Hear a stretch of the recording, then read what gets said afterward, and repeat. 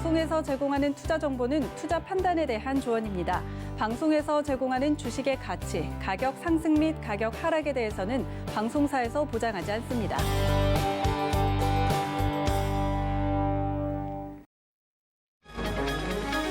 이 시각 헤드라인 뉴스입니다. 조 바이든 미국 행정부가 반도체와 배터리 등 주요 제품의 공급망을 강화하기 위해 일본과 한국, 대만 등 아시아 주요 동맹국들과의 제휴와 협력을 강화하는 방안을 추진하기로 했습니다. 세계 패권을 놓고 경쟁하는 중국에 대항해 동맹 강화로 세계 무대에서 중국을 고립시키겠다는 구상으로 풀이됩니다. 유가와 주요 금속 가격이 일제히 뛰며 원자재 가격이 2013년 이후 최고 수준에 도달했습니다. 실수요가 예상보다 빠른 속도로 반등한 데다 인플레이션 가능성에 대응한 위험 회피 수요가 늘어났기 때문으로 분석됩니다. 반도체 수출 호조 등에 힘입어 지난달 수출 금액 지수가 2년 3개월 만에 가장 큰 폭으로 상승했습니다. 한국은행이 24일 발표한 2021년 1월 무역 지수 및 교역 조건에 따르면 1월 수출 금액 지수는 110.32로 전년 동월 대비 11.4% 뛰어올라 지난해 11월부터 석 달 연속 상승세를 지속했습니다. 공인인증서 제도 폐지로 사설 모바일 인증서들이 등장한 첫 연말정산에서도 국민 10명 중 8에서 9명 정도는 옛 공인인증서를 쓴 것으로 나타났습니다. 민간 인증서 중에서는 카카오 이용자가 가장 많았습니다. 네, 시청자 여러분 안녕하십니까? 오늘장 내일장 출발합니다. 한수정입니다. 양시장 장중에 잠깐 빨간불을 켰었지만 현재는 다시 하락 전환하고요. 1%가 넘는 조정을 보이고 있습니다. 간밤 미국에서는 제롬 파월 연준 의장이 아직 금융 관련해서는 버블이 아니고 완전 고용 위해서 아직 많은 시간이 필요하기 때문에 인플레이션에 대해서 두려워할 이유 없다라고 발언 등을 하면서 시장의 낙폭을 좀 축소를 했었는데요. 이렇게 시장의 안전장치라는 역할들을 해줬던 제롬 파월 연준 의장의 이야기였는데 우리 국내 증시에도 좀 긍정적인 영향을 줬으면 좋겠습니다. 마감 때까지 저희와 함께 지수의 흐름 살펴보시기 바랍니다. 전화번호 023153-2611 또는 2612번으로 전화 주시거나 100원의 정보 이용료 부과되는 샵 0082번으로 문자 보내주시면 종목 상담 가능하니까요. 지금부터 전화나 문자 보내주시기 바랍니다. 또 금일 본 방송에서 제공해드리는 정보는 투자 판단에 대한 조언입니다. 해당 종목의 가치와 수익률 보장해드리지 않는다는 점 참고하시기 바랍니다. 자, 그럼 첫 번째로 오늘 이슈 알아보도록 하겠습니다. 레몬리서치 김민수 대표 전화 연결돼 있습니다. 안녕하세요. 네, 안녕하십니까. 네, 간밤에 미국 시장에서 있었던 일들을 좀 앞에서 언급을 했었는데 국채 금리가 상승하면서 시장에 계속 영향을 주는 모습들이 나타나고 있습니다. 나스닥이 장중에는 13,000포인트까지 하락을 하기도 했는데요. 이렇게 국채 금리가 상승하게 되는 배경도 좀 말씀을 해주시고요. 증시에 미칠 영향이 어떤지 좀 말씀해 주세요. 네, 미국의 또 이제 전반적인 글로벌 시장의 실질 금리가 바뀌면서 여러 가지 분위기가 또 변화가 되는 상황들인데 일단 지금 어떤 금리가 올라간다라는 얘기는 유동성에 대해서 부담이 되는 게 아니냐, 유동성에 대한 축소가 나오는 게 아니냐라는 관점 쪽에서 시장이 어떤 조정의 빌미를 마련했는데요. 그런 상황 쪽에서 지금 10년물 미국 국채 금리를 보게 되면 이제 1.4대를 시도하다가 한 1.3대 중반 정도 들어와 있는데 아마 한 1.5대까지 넘어가게 되면 불안 요인이 아니냐라는 시각도 상당히 많고요. 그런데 지금 시장의 동향을 보게 되면 이로 인해서 어떤 트렌드 변화가 뚜렷한 게 미국 시장도 다우와 나스닥의 흐름을 보게 되면 약간 전통 산업 중심의 다우는 조금 견조한데 나스닥이 낙폭이 크죠. 그만큼 나스닥이 구성하는 회사들을 보게 되면 대형 IT 기술주인데 이쪽이 오히려 어떤 금리가 상승하다 보니까 부담이 느껴진다라는 관점들, 특히 저금리 기조화에 움직였던 유동성 기반에 그리고 또 꾸준히 성장한다. 그러다 보니까 이만큼 높은 밸류를 줘도 괜찮다는 시각들이 이어지다가 이런 부분들이 좀 훼손되고 있는 입장들이죠. 그러다 보니까 시장 전반적으로는 좀 차별화되는 모습들이 그동안의 유동성 장세에서 움직였던 부분들이 이제 실적 장세로 넘어가는 움직임 쪽에 포인트를 맞춰야 될 것 같고요. 그렇게 되면은 이제 경기 민감주라든가 또 실적이 분명하게 찍히는 종목들, 게다가 또 가치주 성격의 종목들 이런 쪽에 대한 여러 가지 시장 변화의 가능성에 일단 무게를 두는 것 같은데 그렇다고 하게 되면 가장 중요한 거는 제 트렌드에 바뀌는 쪽에는 몸을 실는다고 하더라도 시장이 어떤 조정의 빌미가 들어온 만큼 적어도 금리의 안정세라든가 또 단기 차익 매물이 끝나는 시점까지는 생각을 해봐야 되겠죠. 그런 쪽에서 일단 시장에 변화가 들어오고 있구나라는 관점들은 눈여겨보셔야 될 것 같고요. 섹터별도 마찬가지입니다. 지금 말씀드렸던 기술주뿐만 아니라 그동안에 강하게 움직였던 친환경주도 어떻게 보면 이제 정책을 시도해서 이제 수익이 나겠다라는 입장이지만 아직까지는 밸류가 높다 보니까 그에 따른 차익 매물이 좀 큰 상황들이고요. 상대적으로 컨택트주의 대표주자 디즈니 같은 경우는 디즈니랜드가 있죠. 델타항공 이런 쪽은 주가가 상대적으로 견조한 상승세가 뚜렷한 모습들인데 그러다 보니까 국내 시장에서도 어떤 2월 달 들어서 경기 민감주에 대한 시각들이 좀 더 빠르고 강하게 움직이고 있는 상황들인데 상대적으로 어떤 종목에서도 보여지는 것처럼 정유화학 그리고 철강, 금융 쪽 그리고 해운 관련된 쪽의 종목들이 한 20%대 정도 다 상승을 하는 흐름들로 갖고 있는 상황들인데요. 그러다 보니까 섹터별로 한번 보게 되면은 실질 금리가 상승하게 되면은 당연히 은행은 수혜죠. 예대 마진이 늘어나게 됩니다. 게다가 또 보험 쪽은 운용 수익이 증가되는 흐름이 나오면서 어떤 보고서에서는 예대 마진과 함께 금리 상승에 따라서 보험이 가장 큰 수혜다라고 얘기를 하고 있는데 그만큼 이제 실적에 대한 동향들도 확인할 필요는 있을 것 같고요. 그렇게 또 유가가 올라가다 보니까 그에 따른 이제 수요까지 받쳐준다라고 하게 되면 정유주에 대한 시각들이 좋아지고 또 이제 화학, 철강, 기계 같은 중화학 섹터들도 어떻게 보면 지금 화학 쪽 같은 경우가 대표적으로 그렇죠. 가격이 급등하는 현상들이 나오는데 그만큼 Q가 빠르게 즉 수요가 빠르게 살아가다 보니까 이 P와 Q가 모두 다 맞춰지는 구간이다라는 쪽에서 관심이 높아지는 상황들이고요. 그밖에 또 유가 상승의 수혜는 조선해운을 빼놓을 수가 없겠죠. 게다가 선박에 대한 수요도 경기가 좋아지면서 늘어난다라고 했었을 때 이 부분도 관심 있게 보지만 중요한 거는 또 가격과 관련된 피해 문제를 또 생각해 본다라고 하게 되면 운임지수와 또 조선 쪽에서는 신조선가지수 이런 쪽도 하나씩 확인을 하면서 실적들이 과연 좋아질 수 있을 것인가를 체크를 해야 될 것 같고요. 건설 쪽도 마찬가지입니다. 어떤 플랜트 수요 증가되는 부분들은 유가에 또 기반이 될 것 같고요. 게다가 각국 정부들이 경기 부양책의 일환으로 SOC 투자나 인프라를 확대한다라고 하게 되면 이에 따른 수혜도 받을 걸로 보여지고 있고요.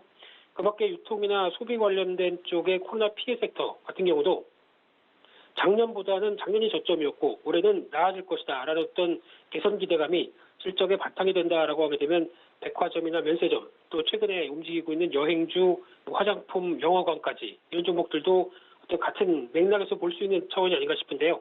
그런 쪽으로 보게 되면 관련 대표주들을 또 찾아봤었을 때 일단 가장 눈에 띄는 거는 이제 금융주 쪽의 KB금융 같은 경우는 올해 실적의 개선세가 아주 크지는 않다고 하더라도 절대적인 저평가죠. 실적, 자산, 배당 모두 다 비교해봤을 때 저평가다는 관점인데 주가는 상대적으로 덜 올랐습니다. 마찬가지로 철강이나 조선 쪽도 어느 정도 올해 강한 회복에 대한 기대감이 있는데 주가가 좀 덜 올랐다라는 관점 쪽에서 바라보고 있는데 특히 이제 조선 같은 경우는 일단 좀 아직까지 과거에 보여줬던 밸류 측면을 생각하기가 좀 힘들다는 관점 쪽에서 좀 비싼 감은 있죠. 그러니까 좀 더 빠른 실적 회복이 나와야 이를 좀 상쇄할 수 있겠다라는 관점이고 상대적인 해운은 실적에 대한 변화가 상당히 큽니다. 그만큼 좀 부진했던 회사에 대해서 빠른 실적이 회복가 들어오다 보니까 그걸 못 따라가는 현상 쪽에서 PR은 3배 정도밖에 안 되는 그런 수준까지 들어와 있고요.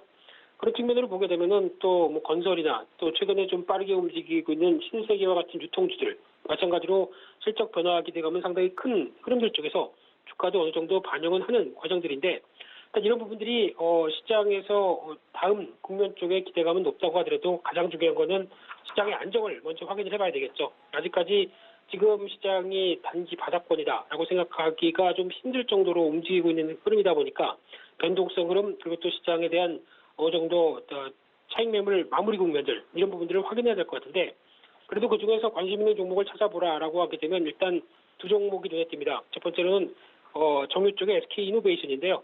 이 정유 관련된 쪽의 모멘텀과 특히 정유 쪽은 굳이 말씀 안 드려도 워렌 버핏께서 지분을 늘려가는 또 하나의 섹터죠. 게다가 또 2차 전지 관련된 쪽의 실적 변화를까지 기대를 한다라고 하게 되면 이런 부분들이 다 맞춰지면서 올해 영업이 흑자 전환할 걸로 보여지고 있는데 PBR 0.8배 수준이라고 하게 되면 일단 지금 최근에 주가가 흔들리는 모습들을 좀 더 관심 있게 보셔야 되지 않을까 싶고요. 또 두 번째로는 메리츠화재인데 이 회사 같은 경우는 작년이 최대 실적이었습니다. 특히 코로나19 때문에 화재 보험업종 같은 경우는 오히려 어떤 자동차 이동이나 여러 가지 손해를 줄일 수 있는 모멘텀이 나오다 보니까 실적이 상당히 좋았죠. 그런데 그런 흐름인데 순이익이 4천억이 넘는데 시총이 2조도 안 된다. 상대적인 저평가가 상당히 크고요. PBR 0.6배, 배당 수익률을 그 전년도를 생각하게 되면 5% 중반대인데 아마 실적이 더 잘 나오다 보니까 배당을 늘릴 가능성이 있죠. 리포트에서는 한 8%대까지 얘기를 하는 것 같은데 그 정도의 변화라고 하게 되면 주가가 단기적으로 많이 빠지고 소외됐다라고 관점 쪽에서 점진적인 변화가 나올 가능성을 대비를 하면서 당장은 안 움직인다고 하더라도 어떤 가치 투자적인 입장 쪽에서는 관심이 필요한 대표적인 종목이 아닐까 그렇게 보여지고 있습니다. 네, 이렇게 들어보니까 국채금리가 상승하는 거에 양날의 검이라고 볼 수 있을 것 같습니다. 뭐 은행주, 정유주, 조선해운까지 수혜를 받을 수 있는 경기 민감주들 잘 살펴봐야 될 것 같고요. 또 관심 종목도 소개해 주셨습니다. 오늘 말씀 여기까지 듣겠습니다. 고맙습니다. 네, 감사합니다. 네, 레몬리서치 김민수 대표와 함께했습니다. 이어서는요, 객장 상황 어떤지 알아보겠습니다. 유한타증권 메가센터 분당점 백인범 과장 전화 연결돼 있습니다. 안녕하세요. 네, 안녕하십니까? 네, 현재 객장 상황 어떻습니까? 네, 뭐 아무래도 수급 주체들 오후 들어서 좀 매도세를 좀 보이면서 시장 하락 좀 이끌고 있는 모습인데요. 일단 외국인과 기관 모두 양시장 오후 들어 모두 매도세를 보이는 모습이다. 볼 수 있겠습니다. 외국인 같은 경우 코스피 시장에서 현대차, 신한지주, SK 하이닉스 등으로의 매수세가 특징적인 모습이었고요. 코스닥 시장 같은 경우엔 셀트리온 헬스케어, 셀트리온 제약, 솔브레인에 대한 매수세가 특징적이었습니다. 기관 같은 경우 코스피 시장에서 삼성전자, SK 하이닉스, SK 바이오팜으로의 매수세가 특징적인 모습이었고 코스닥 시장 같은 경우엔 덕산 하이메탈, 매드팩토, 파라다이스에 대한 매수세가 초반 특징적이었다 볼 수 있겠습니다. 오늘 매수세가 셀트리온 쪽으로도 들어오고 SK 바이오팜 이쪽으로도 들어오는 것 같습니다. 오늘 시장은 한마디로 어떻게 정리해보면 좋을까요? 네, 오늘 시장, 특히 오전 시장을 지칭해서 말씀드리자면 백신 기대감으로 좀 정해봤습니다. 일단 오전 시장까지는 아무래도 포스트 코로나 시대에 대한 이런 기대감이 계속 좀 유지되는 모습이 나왔었는데요. 일단 뭐 아무래도 지난 거래일 마카오 정부가 이 중국 본토인에 대한 의무 자가격리 면제를 좀 밝힌 점 등과 더불어서 일단 지난 거래일에도 이런 여행, 항공 그리고 카지노 관련주들의 강세가 나왔었는데 일단 오늘 상황에서도 강세가 좀 이어졌던 모습이었다라는 점에 주목을 해보시면 좋을 것 같습니다. 또 그리고 우리나라 역시도 백신 관련 노이즈 일부 있긴 하지만 오는 금요일부터 접종을 시작한다라는 점에서 일단 이에 대한 기대감도 시장 내에서는 좀 유입되고 있다라고 보시면 좋을 것 같고요. 물론 오후 들어서 이런 시장 급락 여파 등의 상승분 좀 반납하면서 하락 전환하는 모습이긴 하지만 이런 관련주들에 있어서의 지속적인 관심도 계속 필요하다라고 보여지고 있습니다.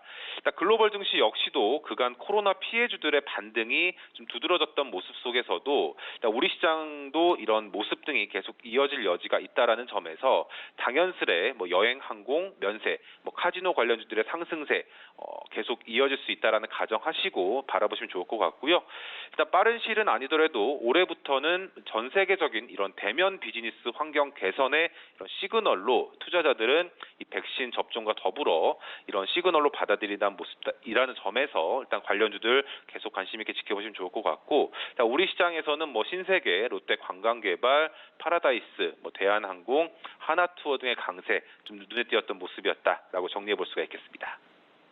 네, 오늘 시장 한마디를 백신 기대감 솔솔 이렇게 정리를 해주셨는데요. 확실히 오늘 보여주신 그 여행이나 항공주들 말고는 조금 힘이 부진한 시장 상황인 것 같습니다. 시장 흐름에 잘 체크해봐야 될 것 같습니다. 오늘 말씀 여기까지 듣겠습니다. 고맙습니다. 네, 감사합니다. 네, 이 시각 객장의 백인범 과장이었습니다. 이어서는요, 이 시각에 어떤 종목과 섹터가 주목받고 있는지 알아보겠습니다. 이 시각 종목 핫3 이용석 캐스터가 전해드립니다.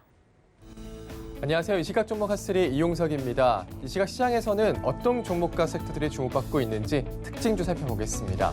오늘 준비한 종목은 롯데관광개발, 네온테크, 한농화성입니다. 먼저 롯데관광개발입니다. 네, 롯데관광개발 현재 4.17% 하락한 2만 원에 거래되고 있습니다.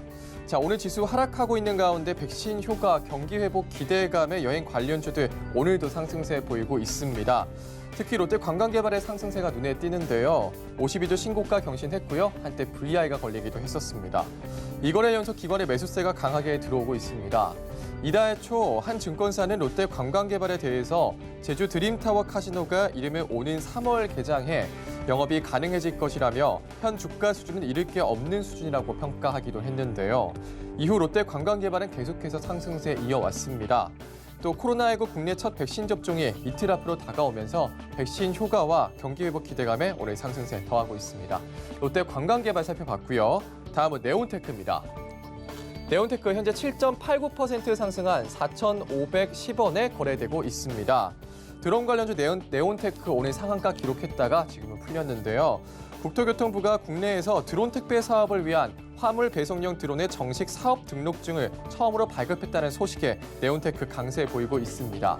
네온테크는 드론 적재함 기술 개발을 통해서 도서, 산간 등의 택배 물류를 배송할 수 있는 핵심 기술을 보유하고 있는데요. 지난달에는 드론 핵심 기술 특허 4건을 확보했다는 소식에 상승세 더했습니다. 그동안 화물 배송에 드론을 활용하거나 시험이나 실증을 한 사례는 많았지만 화물 배송을 위한 사업 등록증이 발급된 것은 이번이 처음입니다. 이 같은 소식에 주식시장에서는 드론 관련주인 네온테크의 매수세가 몰리면서 오늘 상승세 보이는 것으로 풀이됩니다.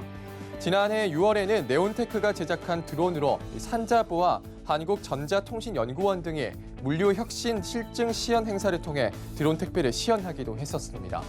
드론 관련주 네온테크 살펴봤고요. 마지막은 한농화성입니다. 한농화성 현재 5.43% 상승한 21,350원에 거래되고 있습니다. 한농화성이 급등세 보였었는데요. 어제는 상한가까지 올랐었고요. 오늘도 상승 흐름 가져가고 있습니다. 어제는 개인이 무려 34만 주를 사들이면서 상승에 불을 지폈는데요. 업계에서는 지난 22일 한국전기연구원이 고체 전해질 대량 생산 기술을 개발한 것이 한농화성의 강세 요인으로 거론되고 있습니다. 한농화성은 LG화학 등과 함께 전고체 배터리 핵심 소재인 전해질을 개발하고 있는 것으로 알려졌습니다. 전고체 배터리는 불연성 고체를 사용해 화재 위험이 없는 차세대 배터리로 주목받고 있는데요. 따로 안전장치나 분리막이 필요하지 않아서 고용량화, 소형화, 형태 다변화 등으로 활용이 가능해 차세대 유망 기술로 손꼽히고 있습니다. 한농화성까지 살펴봤습니다. 지금까지 이 시각 종목 핫스리였습니다.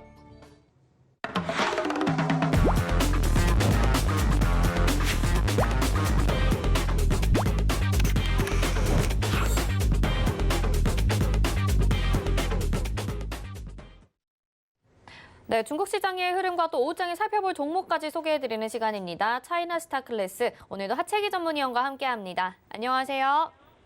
네, 안녕하세요. 하채기 의원입니다. 네, 상승 출발한 중국 증시도 지금 금리 상승 우려 때문에 하락으로 전환이 된 모습입니다. 중국 시장의 흐름 어떤지 좀 짚어볼까요?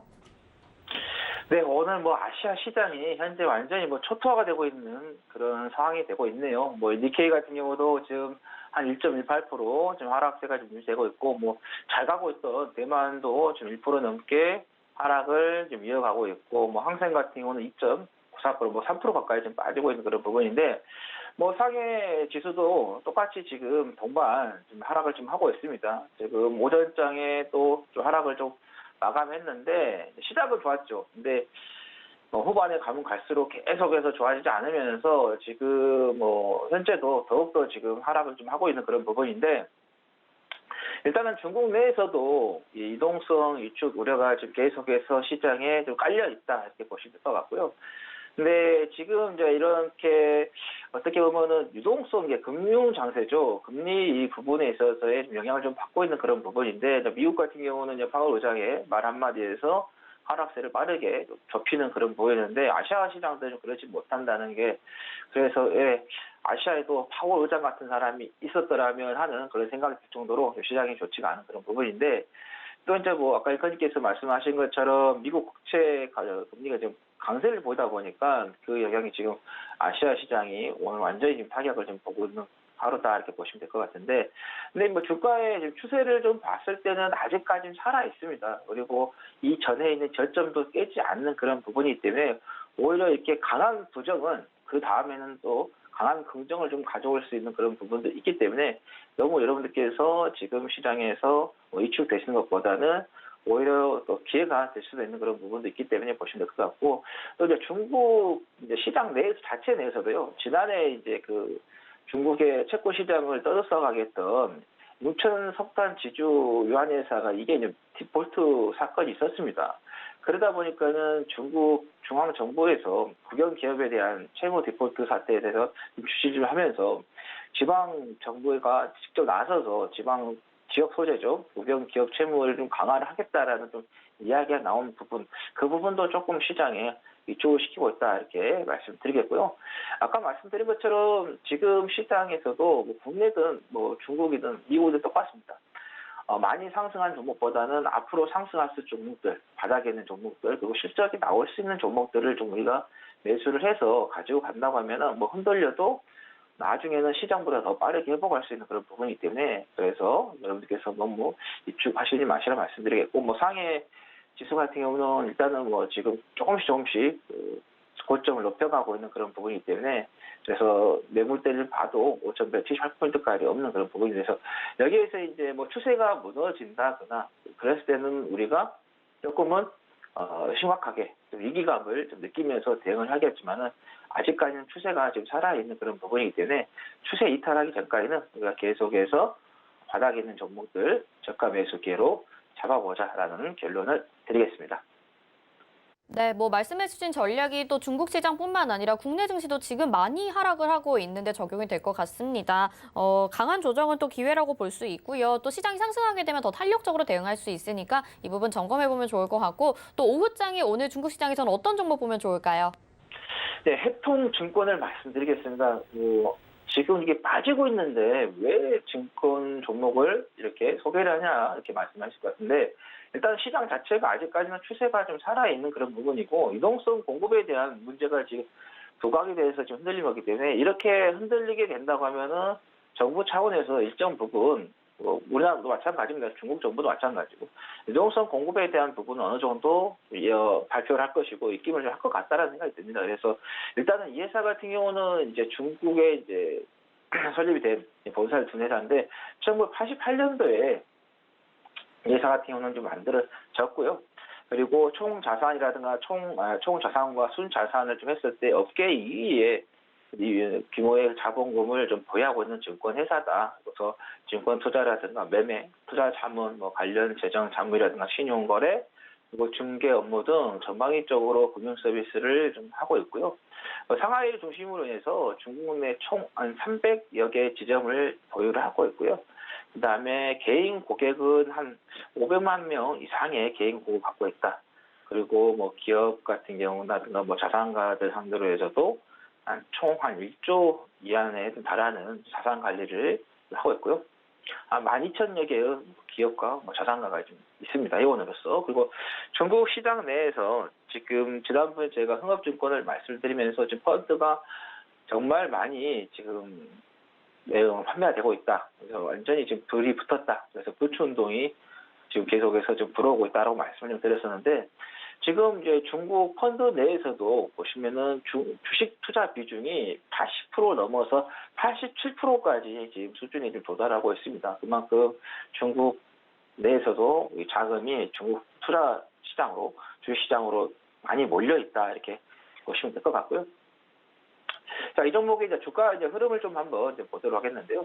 2018년도에 그때 한번 저점을 찍고 한번 올라갔다가 좀 조정을 주고, 이번에 뭐 이제 코로나 이후에 이제 다시 한번 또 반등이 나왔다가 장기적으로 계속해서 좀 빠지고 있었던 흐름인데, 일단은 지금 이렇게 이제 오히려 이제 시장이 좀 불안할 때는 박스권 하단에서 우리가 이런 구간에서 매매를 하시는 게 더 좋습니다. 오히려 돌파하는 자리에서 매매를 해가지고 시장이 흔들리게 되면은 더욱더 손실이 커질 수도 있고 대응하기 어려운 그런 부분인데, 일단은 이 하단에 맞춰서 우리가 좀 보시면 될 것 같은데, 좀 하단 부분에 있었기 때문에 제가 왔기 때문에 좀 말씀을 좀 드리는 거고, 아직까지 뭐 시장 추세가 좀 살아있는 그런 부분에서 지켜보자는 말씀드리면서, 여기에서 이제 매매가 좀 잘 이루어진다 하면은 이 전 지점까지도 우리가 좀 볼 수 있는 그런 부분인데, 일단은 매수가는 지금 뭐 시장이 빠지고 있지만은 해통증권 같은 경우는 상승 유지 상태인데요.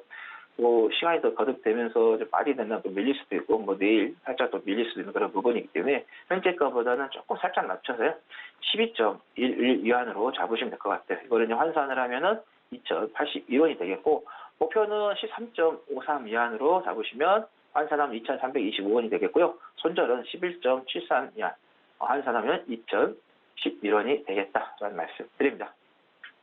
네, 오늘은 증권주인 해통증권을 소개를 해주셨습니다. 보다 자세한 가격 전략 다시 한번 확인하고 싶다 하시는 분들은요. 서울경제TV 오늘장, 내일장, 노란톡방 검색하시고 입장하셔서 문의 주시면 되겠습니다. 하채기 위원님 여기서 인사드릴게요. 고맙습니다.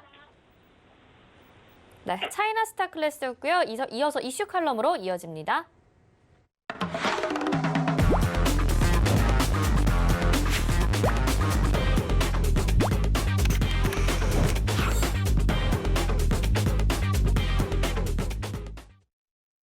네, 시장의 핵심 이슈 짚어보는 이슈 칼럼 시간입니다. 오늘은 SPM의 김영진 대표와 함께합니다. 안녕하세요. 안녕하십니까. 네. 간밤에 제롬 파월 연준 의장이 이런 언급들을 하면서 인플레이션에 대한 부담감을 좀 덜어낼 수 있게끔 그리고 시장의 충격도 좀 완화시키는 역할을 하게 됐습니다. 그런데 이제 지금 사실 국내 증시 지수를 보거나 또 앞으로 방향들을 봐도 이게 지금 정점이라고 봐야 되는지 그것도 궁금하거든요. 사실 좀 불안한 심리가 작용하게 되는 시기인 것 같은데 어떻게 보시는지 말씀 좀 해주세요. 네, 시장의 바닥을 논하는 건 그건 신의 영역이니까 좀 언급하기가 그렇고요. 부담은 정점을 지나고 있는 게 맞는 것 같습니다. 인플레이션에 대한 우려감 계속 나오고 있죠. 그 팩트가 해석을 하는 그 방향은 어떻게 보면 역설적으로 패드에 대한 기대감이 아닌가 저는 그렇게 보고 있습니다. 정책을 지속해달라는 그런 얘기죠. 그래서 시장에서 주로 이제 해외 IB 쪽에서 나오는 우려감들은 패드의 정책 지속에 대한 바람이 역설적으로 우려감을 더 확대시키면서 표현하고 있고 인플레이션 지표가 여러 가지가 나타나고 있는데 만약에 패드가 정책을 바꾸면은 시장이 이렇게 망가질 수 있다라는 것을 미리 보여주면서 그런 점들을 역설적으로 패드에 대해서 어떠한 정책을 지속해달라. 3월에 FOMC 회의를 앞두고 나타나는 모습이 아닌가 이렇게 생각이 됩니다. 인플레이션 지표 중에서 최근에 나온 거 여러 가지가 있지만 미국 수출 단가 추이를 보면 그림으로 제가 세인트루이스 패드에서 나타낸 거를 그대로 가져왔는데 상당히 빠르게 상승하고 있죠. 그림에서 녹색 선으로 빠르게 올라오는 것이 해외 농산물 가격이죠. 수출 중에서 농산물 가격인데 그리고 뭐 아래쪽에는 평균치 전체 합한 것 그리고 비농산물이 이제 그 아래쪽에 또 있는 것이고요. 그런데 이쪽에 보면 이제 신고가 흐름을 보이고 있는 그런 모습들이 실제로 해외 농산물들이 커피나 설탕이나 옥수수나 대두유 이런 것들이 대부분 신고가 흐름 지금 보이고 있기 때문에 그 증가율, 그러니까 수출 단가가 증가율을 구하면은 그림에서처럼 빠르게 치솟고 있는 것이죠. 그래서 저 레벨이 어느 정도 되는가를 놓고 보면은 왼쪽 끝부분에 2012년에 금리 인상 시기 직전에 비슷한 인플레이션 지표가 나타나고 있는 것을 우리가 찾아볼 수 있죠. 그러니까 시장 참여자들이 저 정도까지 나타났으니까 2014년에 나타났었던 그런 금리 인상과 바로 연결된다. 긴축을 연상할 수 있는 것이죠. 하지만 정책하고 주가하고 연동성이 강한 PCPI 지표 제가 다시 가져왔습니다. 아까 그 그림을 보면은 그러한 우려감이 나타날 수가 있는데 최근에 나온 CPI 지수를 감안했을 때 미국의 그 PCPI 지표 그림에 제가 빨간색 수평선을 그렸는데 그것까지 아마 근접을 할 수도 있다라고 생각이 됩니다. 1월 CPI 지표 보면은 PCI, PI 1월의 지표를 향후에 나왔을 때 9월의 고점을 이미 넘고 팬데믹 당시를 뛰어넘어서 저 2%에 근접할 수도 있다라고 생각이 됩니다. 그런데 저것이 만약에 2%대에 진입하면 시장이 겁을 내겠지만 그것을 일시적으로 뛰어넘는다면 일시적이라면 큰 문제가 아닐 것이라는 것이죠. 일시적일지 아닐지 그것이 확신이 없기 때문에 시장은 우려한다 이렇게 볼 수도 있는 것이죠. 그런데 패드는 작년 11월경에 예측치 공개하면서 이 흐름을 일시적일 것이다. 그리고 이렇게 될 것이다. 이미 시장에 정보를 흘렸고 그것이 2월 말 3월 초를 지나면 다시 고꾸라진다. 이렇게까지도 지금 정보를 공유하고 있죠. 그래서 이와 관련돼서 시장에서 우려감이 지금 계속 커지고 있는 그 모습은 역설적으로 패드가 나온 정보를 못 믿겠다. 이거보다는 패드가 이러한 정책 지속에 대해서 어떤 식으로든 시장에 사인을 줘야 된다. 이 얘기를 하는 것이죠. 그렇기 때문에 어제 파월 의장이 공식적으로 정책을 얘기한 것이 아님에도 불구하고 시장이 반등을 한 것이다. 이렇게 봐야 되겠죠. 페드가 정말로 정책을 바꾸면 얼마나 시장에 큰 부담이 될지 이것을 논하는 것이다. 이렇게 봐야 되는 것이고 시장이 항상 오버 액션을 합니다. 최근에 우리가 경험했듯이 팬데믹 당시에 유가 선물이 마이너스 기록하는 거 우리가 봤었죠. 그 당시에 시장에서 뭐라고 그랬습니까? 보관비 아까워서 유가가 마이너스 났다. 이런 해석을 했었죠. 그리고 지금은 유가가 어떻게 됐습니까? 선물 만기일에 일시적으로 나타났었던 현상에 대해서 시장의 해석 자체가 시장을 왜곡시킬 수 있다는 점이죠.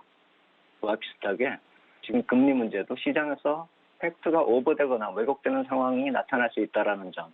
페드 쪽에서 아무리 얘기를 해도 시장에서 계속 페드 쪽으로 정책을 확인시켜달라고 졸라대는 모습이 시장을 지금 왜곡시키고 있는 것은 아닌가 이렇게 생각이 된다 말씀을 드리겠습니다. 좋은 말씀을 해주신 것 같습니다. 시장은 약간의 오버를 띄는 느낌을 줄 수도 있다라고 말씀을 해주셨고요. 사실 어젯밤에 이야기 들어봤을 때 우리가 그동안에 알고 있었던 금리 동결에 대한 이야기나 뭐 국채 금리에 대해서도 크게 달라진 건 없는 것 같습니다. 그래서 이렇게 국채 발행 일정을 봤을 때 아무래도 금리 상승세는 이번 주에 정점을 기록할 것이라는 예상을 하게 되는데요. 현재 흐름 어떻게 보시나요? 그냥 그대로 가게 될까요? 네, 그래서 지난주에도 언급을 드렸지만 앵커님 말씀하신 대로 지금 일정상으로 보나 가격 흐름을 놓고 봤을 때 우려감의 단기 정점을 기록할 가능성이 아주 큽니다. 그리고 지금 나스닥 선물이 빠지고는 있지만 어제 저점보다 높은 상황에 있다라는 점을 감안한다면은 지금 어제 저점을 기록했던 것이 아닐까. 만약에 어제 저점을 깨고 내려간다면 시장은 한 번 더 충격을 받을 수가 있겠지만 만약에 받더라도 오늘 밤에 미 국채 발행 일정을 감안한다면 그것이 크게 우려될 상황은 아니다라는 점을 제가 이 시간 지금 말씀을 드리려고 자료를 준비한 것입니다. 수급에 의한 약세가 이번 주에 정점을 지나고 있는 것이 아닐까라는 그 말씀을 드리는 것인데 우리가 시장에서 금리가 상승한다 이렇게 표현하는 경우도 있고 채권 가격이 하락한다 이렇게 표현을 하는 경우도 있죠. 같은 흐름인데 약간 좀 다르게 표현을 하는 것이죠. 펀더멘탈 쪽에 의해서 금리가 올라간다면 금리 상승 쪽에 펀더멘탈이 좀 많이 반영이 된다. 이렇게 좀 감안을 할 수가 있겠고 채권의 가격 측면에서 본다면 수급에 의해서 가격 조정이 겹친다. 이렇게 볼 수가 있겠죠. 지금은 그 두 개가 같이 동시에 나타나고 있기 때문에 시장이 많이 좀 불안하다. 이렇게 볼 수가 있는 것이죠. 지난주에 채권 추가 발행 물량 기준으로 언급을 드렸었는데 오늘은 미국의 채권 총 공급 물량 기준으로 제가 미국 국채 발행 일정을 설명드리려고 자료를 뽑았습니다. 17일부터 25일 기준으로 지난주에도 말씀을 드렸는데 오늘은 총 공급 물량 기준으로 놓고 보면은 2,700억 달러가 17일부터 25일 내일까지 발행됩니다. 그리고 그 총 공급 물량이 2,700억 불인데 발행 증가 물량 중에서 25%를 이 일주일에서 1분기 중에 25%를 차지하고 있기 때문에 부담이다 이렇게 지난주에 말씀을 드렸는데 총 발행 물량 기준으로 놓고 보면은 그 중에 1,270억 달러 발행이 이미 지나갔고 오늘 2년물 FRN이 240억 불, 5년물이 620억 불, 총 860억 불이 발행될 예정입니다. 오늘 밤이 1분기 중에 가장 많은 공급이 예정돼 있는 그런 밤입니다. 그래서 지금 반복되고 있는 국채 발행 때마다 나타나는 가격 추이, 국채 가격 추이, 가격에 얼마나 영향을 미치는지 또 보려고 제가 10년물 국채 선물 가격 추이를 미국 걸 가져왔습니다. 붉은색 타원으로 표시한 것이 1월의 공급 시기에 나타났었던 그 흐름입니다. 그 저점을 찍었을 때가 바로 오늘같이 발행 일정 중에 중간이었었던 시점이었고 이번 푸른색 타원으로 표시한 것도 지금 저점을 기록한 것이 그저께입니다. 일정상으로 보면 그때가 딱 중간 정도 시기다 이렇게 보시면 됩니다. 반복적으로 나타나고 있다는 것이죠. 어제 파월 의장의 코멘트 주목하는 그런 경우도 있는데 그것과 더불어서 실질적으로 수급 부담이 시장에 반영이 되고 일정상으로 그 부담이 정점을 지나고 있는 것이 오늘이고 그 부담이 점차 완화되고 있을 것이라는 것을 국채 선물 가격이 미리 반영하고 있다는 것입니다. 오늘 밤 지나면서 채권 시장이 좀 더 회복세 보이고 그렇다면은 그것이 글로벌 자산 시장에 다시 또 안정을 찾는 과정으로 반영될 수 있지 않을까. 오늘 밤 미 국채 선물 가격 주목해서 좀 지켜볼 필요 있겠다 이렇게 말씀을 드리겠습니다. 네, 오늘 밤 지켜보자 이렇게 말씀을 해주셨고요. 그럼 이번 주까지 이 국채 발행 부담으로 인해서 단기적인 조정은 나타나는 게 현실화되는 것 같습니다. 그러면 향후에는 그 부담이 감소할 것이라고 보고 새롭게 이렇게 또 투자 전략을 세워보는 건 어떨지 궁금해요. 과연 어떤 전략들을 세워야 될까요? 예, 향후에 왜 더 완화될 것인가 그것에 대해서 그냥 국채 발행 일정이 이번 주에 지나가기 때문이다 이렇게 말하면 약간 좀 뭔가 이상하죠. 왜냐하면 향후에는 국채 발행이 안 발행되느냐 더 발행될 것이 아니냐 이렇게 말씀하실 수가 있기 때문에 제가 월별로 미국 국채 신규 발행 증가 추이를 뽑아봤습니다. 지난주에는 제가 이걸 분기로 뽑아봤었죠. 그래서 분기로 좀 많이 줄어든다 이렇게만 말씀을 드렸는데 그렇다면 왜 2월은 왜 이렇게 부담이 많은가 이것을 분석하기 위해서 월별로 뽑아보면 그게 답이 나오겠죠. 그래서 월별 신규 발행 증가 추이를 꼽아보면 붉은색 박스권으로 제가 표시했는데 그것이 지금 2월부터 6월까지의 신규 추가되는 발행 물량 증가 추이입니다. 2월이 지금 키가 가장 크죠. 2019년부터 쭉 이렇게 흘러왔을 때 올해 2월이 지금 가장 많은 발행 물량이 월별 중에서 가장 크다 이 말씀을 드리는 것입니다. 그리고 그것이 지나면 3월, 4월은 지속적으로 감소하고 4월은 많이 줄어들죠. 그렇다면은 2월에 부담이 일단락된 이후에는 금리에 대한 언급이 점차 부담이 완화가 될 수가 있고 시장은 반등 가능성이 커진다 이렇게 볼 수가 있는 것이죠. 패드가 경제 전망을 할 때 1분기 후반에서 2분기 초반 이때까지 빠른 회복을 계속 예고하고 있습니다. 그래서 최근에 내보내는 예측치들도 그러한 것을 뒷받침하고 있기 때문에 이러한 계량화된 지표가 있는 한 시장의 부담은 계속될 것이 뻔합니다. 하지만 우리가 그 내면을 살펴보면은 저렇게 부담이 완화되는 그런 측면도 있고 다른 IB들 같이 막연한 전망을 하는 것이 아니라 계량화된 수치를 얘기하고 있는 패드를 또 믿어야 된다. 이 말씀 다시 반복 말씀을 드리고 정책에 대해서 공식적인 확인이 좀 필요하기 때문에 예전에도 제가 미팅 일정을 말씀을 드렸습니다. 3월 11일에 ECB, 18일에 FOMC 회의까지 기간 조정 가능성이 있습니다. 다만 그 이전에 불안감이 극대화될 때 패드 쪽에서 또 시장과의 어떤 소통을 하면서 시그널을 보낼 수 있기 때문에 그 이전에도 시장이 반전될 가능성은 항상 오늘 지나면서부터는 그 가능성을 좀 우리가 주목해야 된다. 이렇게 말씀을 드리겠습니다. 네, 패드를 한 번 더 믿어보자 이렇게 생각을 해보면 좋을 것 같습니다. 오늘 말씀 여기까지 듣겠습니다. 고맙습니다. 감사합니다. 네, SBM의 김영진 대표와 함께했습니다. 이어서 도너 리포트로 이어집니다.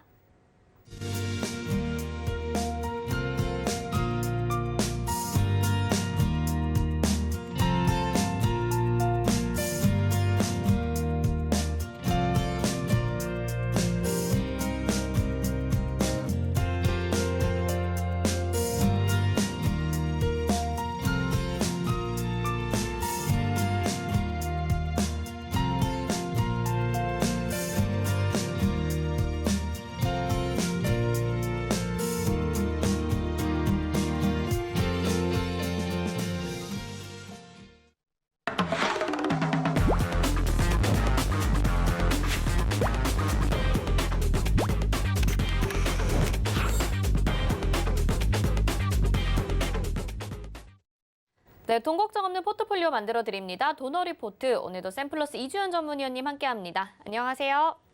네, 안녕하세요. 네, 오늘 화면에서 좀 더 작아 보이시는 것 같아요.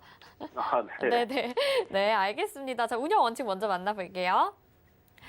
도너 리포트 운영 원칙입니다. 일주일에 2종목만 공개 변경합니다. 종목 공개 요일은 매주 월요일 그리고 게릴라성으로 한 요일에 공개가 되죠. 종목 공개 시는 방송에서 2종목을 소개해드리고요. 그중에서 편입될 종목 한 가지는 방송 끝나고 3시에 서울경제TV 오늘장 내일장에서 공개됩니다. 노란톡 검색창에 서울경제TV 오늘장 내일장 검색하시고 입장하시면 되겠습니다. 네, 지금까지 누적 수익률 확인해 보겠습니다. 도너 리포트 총 누적 수익률 376% 기록하고 있고요. 작년 7월 8일부터 시작을 했었죠. NEW 12%, 사마알미늄이 46.6%로 효자 종목 됐고요. 로보스타 10.5%, 인선 ENT 9.1% 목표가 달성한 종목들 보실 수 있습니다. 네, 벽산이 13%, 러셀이 12%, 로보스타 한 번 더 들어가서 26.4%니까요. 거의 총 35% 정도의 수익을 내줬었네요. 덱스터가 15.9%, 오스템이 0.9%, 네이버 17.7%, senki 15.2%로 지금 총 누적 수익률 376% 기록을 하고 있고요. 현재 포트 보겠습니다. 현재 포트 총 5종목 담겨 있습니다. 지수 조정이 나타나서 지금 IHQ만 2.7% 상승권이고요. 메디포스트, 광전자, 한국내와 TS 인베스트먼트 보시는 것처럼 수익률 확인하실 수가 있습니다. 네, 현재 포트에 담긴 종목들 AS도 필요할 것 같은데요. 워낙 지수에 영향을 많이 받았을 것 같아요. AS 도와주시죠, 위원님.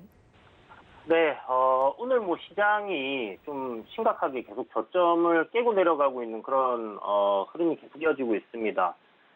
지금 현재 나스닥 선물이 좀 다이나믹하게 빠지고는 있는데 그래도 그렇게 큰 폭으로 빠지는 게 아닌데 우리나라장 좀 강하게 밀리는 부분이 좀 아쉽다 이렇게 말씀드려야 될 것 같고요. 일단 전저점 부근 지금 3,000포인트를 이탈하게 되면 보시는 것처럼 전저점까지 조정이 나올 수 있겠고 여기 지금 상승 추세 흐름이 한 60일선 이평선 부근에 있기 때문에 전저점 부근에서의 지지하는 흐름이 만들어지면 괜찮겠고요. 여기서 이제 이중 바닥을 형성하고 다시 박스권 상단으로 간다든지 그런 흐름이 이어지면 좋겠지만 만약에 여기를 이탈하게 되고 또 추세대 하단까지도 이렇게 밀릴 수 있다 이런 부분은 생각해 주시면 좋을 것 같습니다. 단기적으로 이제 고점 부근에서 한 9% 정도의 조정이 나왔는데 최근에 이제 고점 대비 한 9% 정도 조정이 나오면 8, 9% 정도 조정이 나오면 거의 이제 반등하는 흐름이 자주 나왔었어요.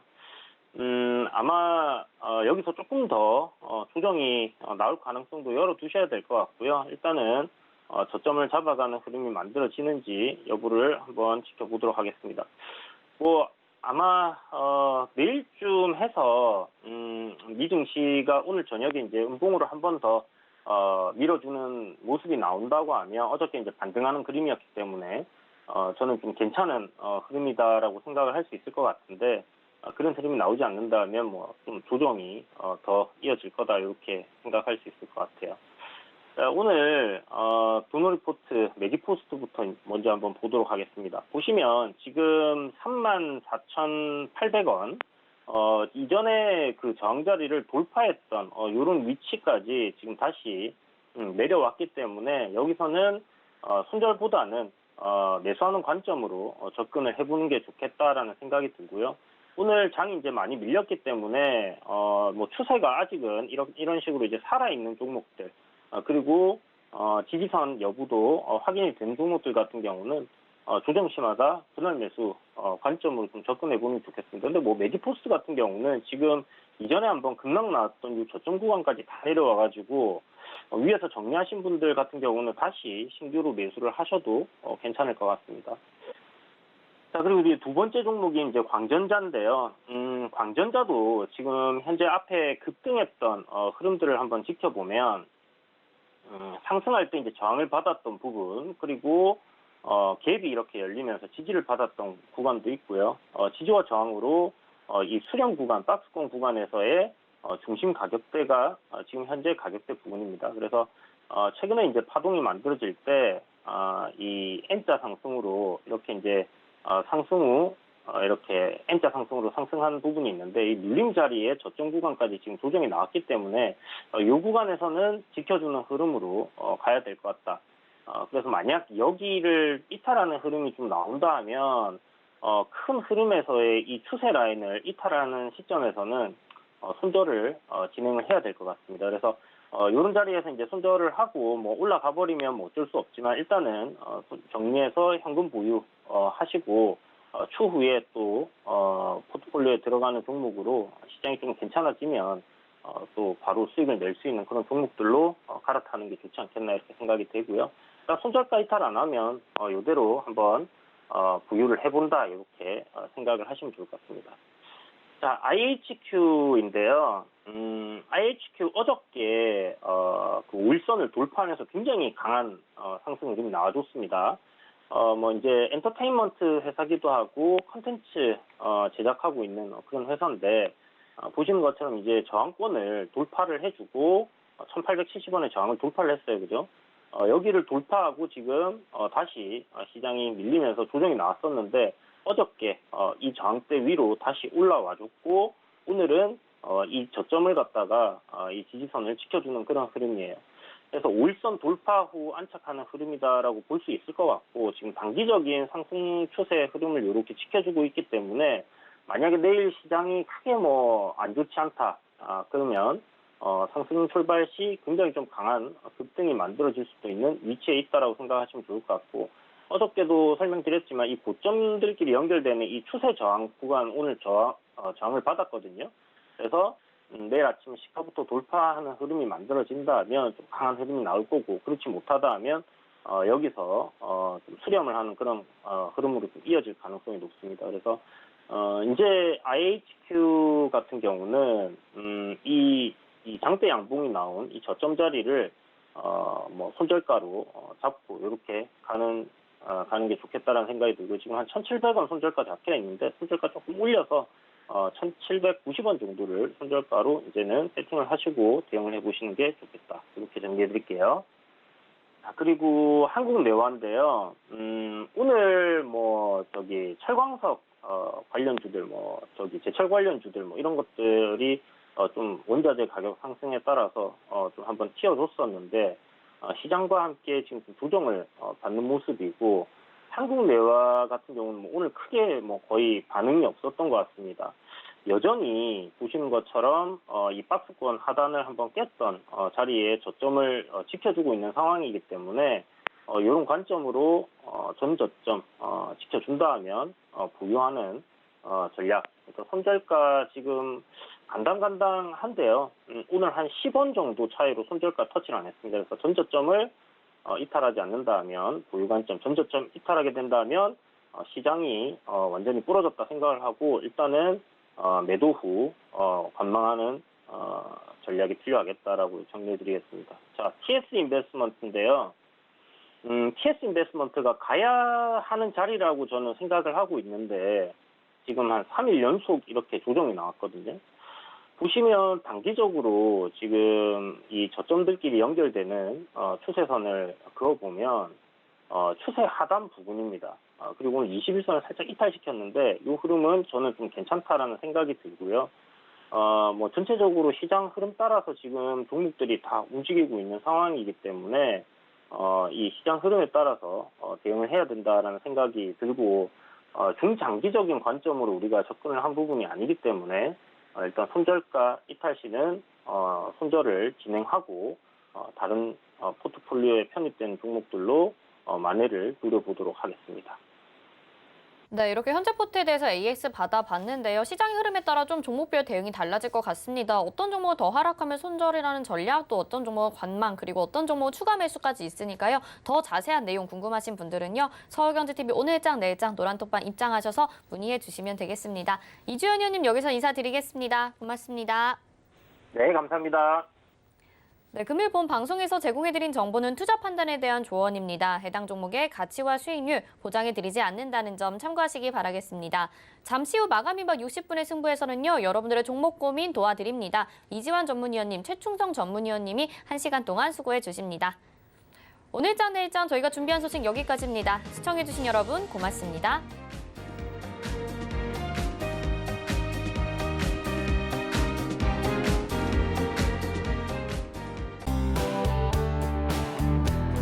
본 방송에서 제공하는 투자 정보는 투자 판단에 대한 조언입니다.